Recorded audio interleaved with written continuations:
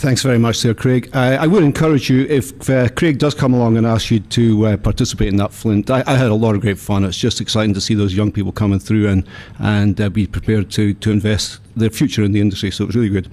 As Craig said, I'm delighted to be here today to represent the Rural Connectivity Group. For those who have never heard of us, it's a special alliance that was formed, a joint alliance between Vodafone, Spark and 2 Degrees.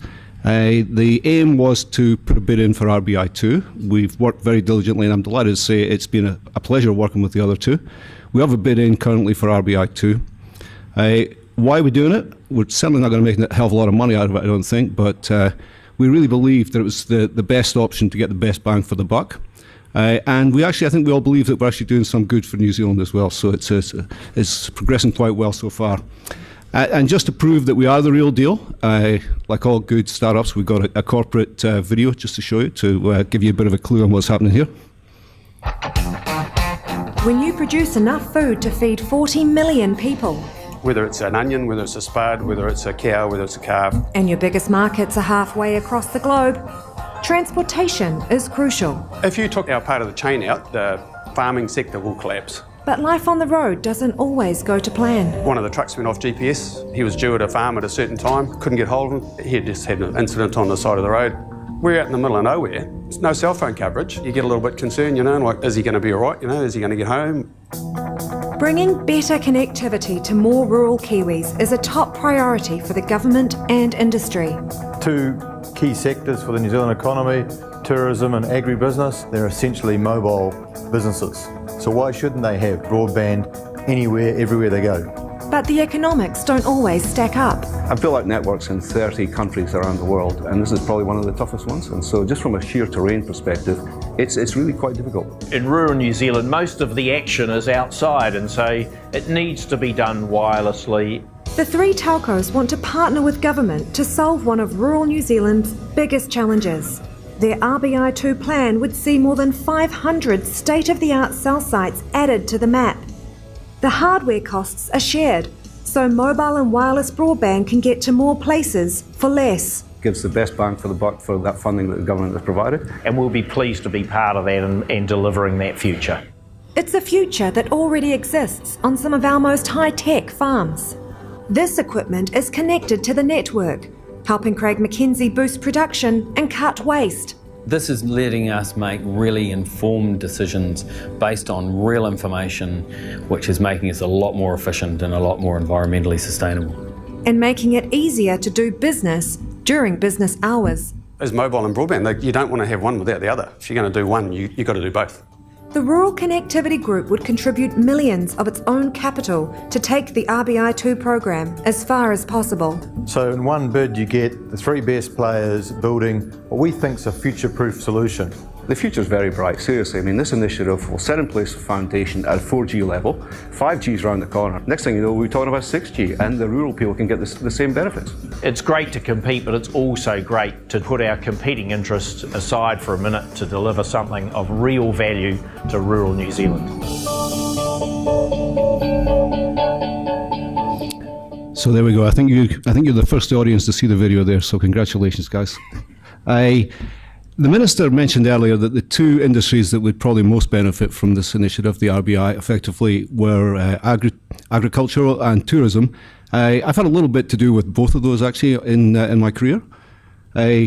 When I was preparing these slides, my assistant said, I've got a reputation for travelling around New Zealand and taking nice photographs. And so when I was preparing the presentation, my assistant said, whereabout is that in New Zealand, Stewart? I said, it's actually not in New Zealand. And the telltale sign are the sheep there. The sheep are an indigenous sheep to Scotland called the black-faced sheep. God knows how they got that name. I love this picture. It's almost like Braveheart for sheep, right? I mean, you can almost see them there. You can almost see the Scottish flags on their faces, the little tinge of blue and the freedom. And how would you catch them again if they did actually escape? The purpose behind this was, I actually grew up on a farm in Scotland, very close to where this photograph was taken. That was back in the 70s. And in the 70s we had no data. I remember doing a high school project. And it was to find out, how did you decide what you grew this year? Now, the farm I lived in, we grew Brussels sprouts, we grew raspberries, we grew barley, what else? Potatoes, wheat, you name it. We had some sheep and we had some cows. And so I did this high school project and went around all the local farms and said, what's the rationale behind, the science behind what you actually grow? There was no access to data. They kind of woke up one morning and said, they had a bit of crop rotation going on. So if they had potatoes in this field this year, they'd grow something else in the next year. That was about the extent of the science. So it was a bit really hit or miss and guesswork. And so what would happen was you'd have a great year one year because you actually bet it on the potatoes and the price went up there, and then you'd be a bit slow for the next 3 years, and then you'd hit another golden nugget on the fourth year kind of thing. Now we've come a long way since then, but you can only imagine there's a long way to go, to be honest with you. But you can just imagine the benefits of the farmers having potential use of all that massive amount of data that's coming from the various sensors that we're talking about.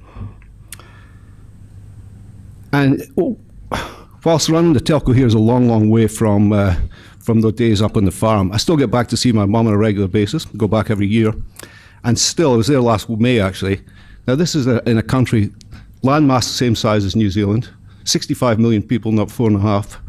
And I still have to drive about 2 miles up the hill to make a call. And it's on 2G. I get GPRS, seriously. So we're not the only country that's grappling with, how do we cure this digital divide, the difference between urban and rural. I said I knew a bit about tourism as well.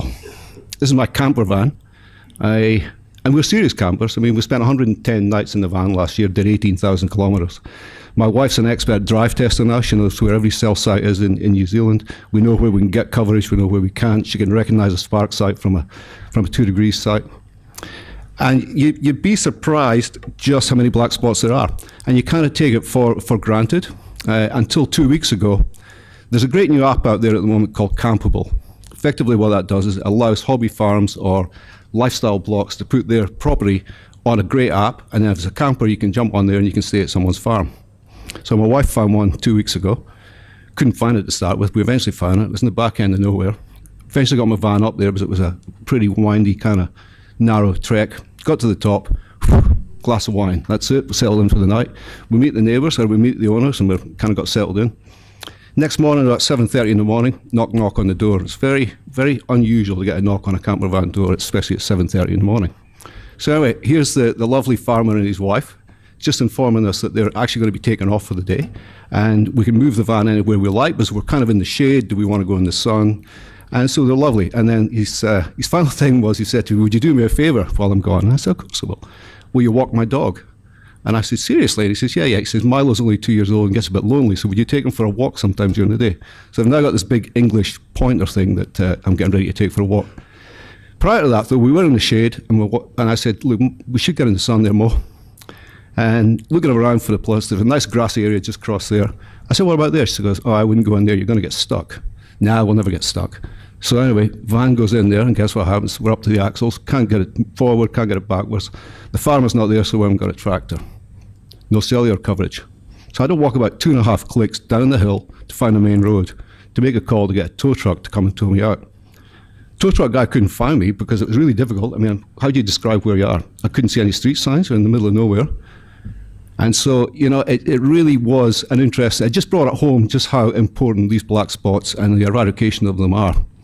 I think it brings to mind another joint initiative that we just launched a little while ago, which was the location-based services for 111. So now if you call 111 on your cellular phone, it gives the emergency operator your location information. And that would have been really handy last week there. So I guess one of the morals of the story is when your wife tells you not to park somewhere, you should probably listen to her.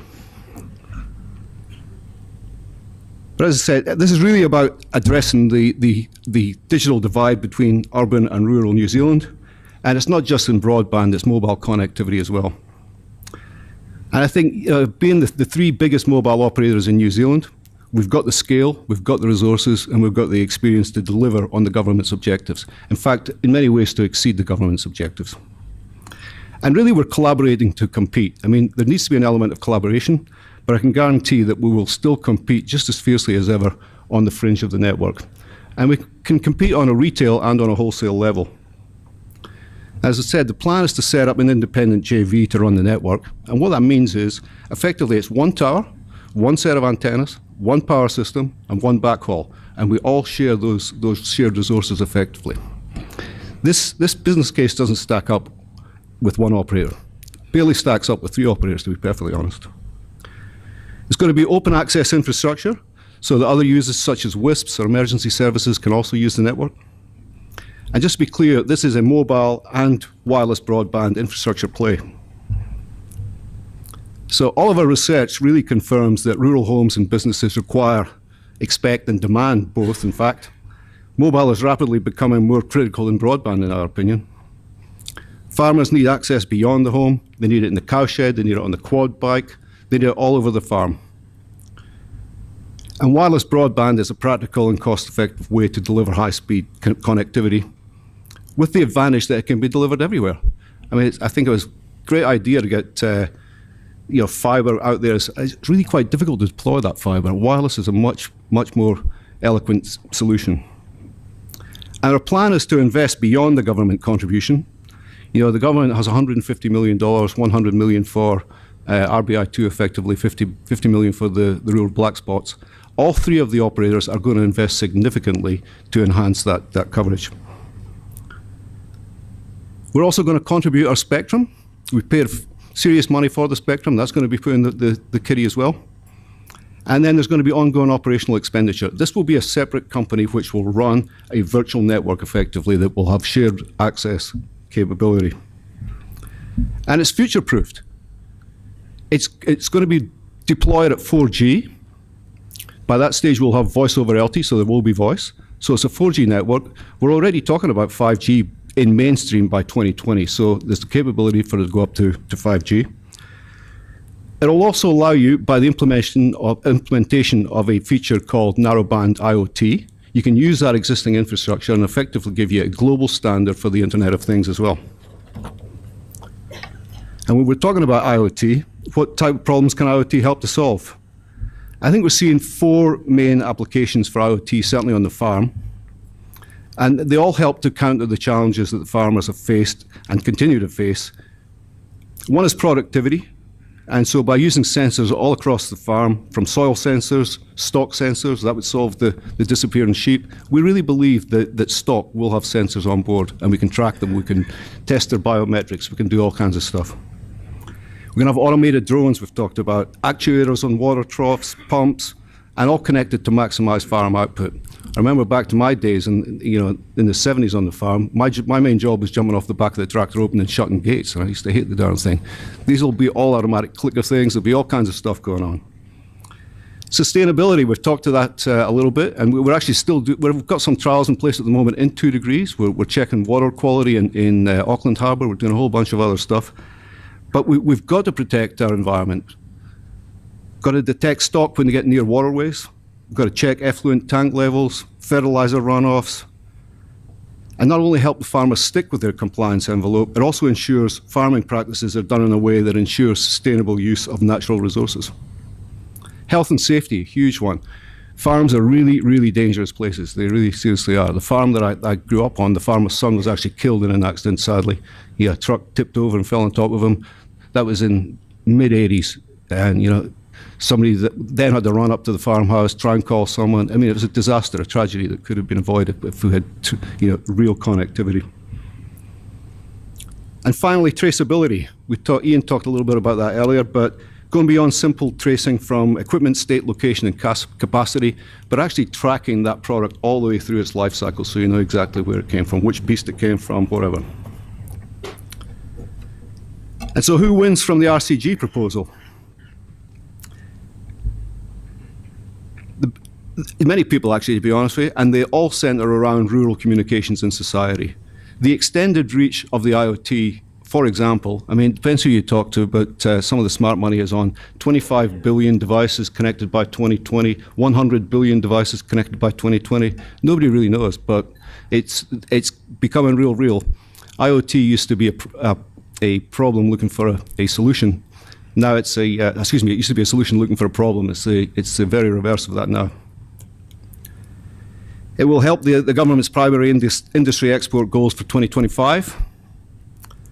And by ensuring more connected and safer communities, much wider access to emergency services. So not only have we got the enhanced capability of the location-based emergency services, you've got that wider reach out there as well. It will improve health and safety and search and rescue improvements in rural and local locations and on state highways. As I drive around my van, I've seen some horrific crashes over the years, and it's just, it's dangerous out there, and if you've got no cell phone coverage, it's doubly dangerous. It will enhance the tourism sector enormously. I mean, I drive around my van and I'm giving out 2-degree sims to people and all kinds of stuff just to get them connected. I'm letting them, tourism is important out there, and when you've got somewhere like Milford Sound that's not covered, it's essential that we get to that reach. Predator free.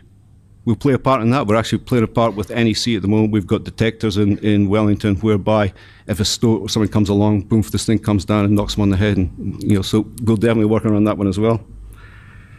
And I think, operate productive businesses. We've got to attract the right talent, and the only way you'll attract the right talent is if you've got the capabilities and the systems there to allow people to actually do their jobs. An interesting stat, when we talk about bridging the rural and urban digital divide, the last census in 2013 stated there were 62,000 households with school-aged children which said they didn't have any home broadband. No home broadband whatsoever. So the plan is to deploy 520 cell sites. That will give us 20% more coverage in New Zealand, and that's taking it up from 50% to 62%. This is geography, this is not population. The UK is less than 50% at this moment in time. 20% more 111, that comes naturally. 20% more IoT by virtue. An additional 36,000, more than 36,000 connected households, and more than 1,200 new kilometres of state highway, which will be covered as well. And we'll cover 67% of the mobile black spots. So it's a 3-for-1 deal, effectively, is what we're trying to say. You've got broadband, mobile, and IoT. So IoT will be the third virtual network on top. You've got 3 proven operators who know what they're doing. They've got the scale, the resource, and the experience, and that all matters. And it's future-proof technology. It's a global standard 4G, which is easily upgradable to 5G and whatever comes down the tracks thereafter. So I guess in closing, I'm certainly very proud of this. If you'd asked me 3 or 4 years ago, would the 3 operators be working together to provide a solution like this, I would have said emphatically no. I think we're encouraged that we've managed to get this far, and so I'm really pleased that we've been able to tender this bid. And that's me.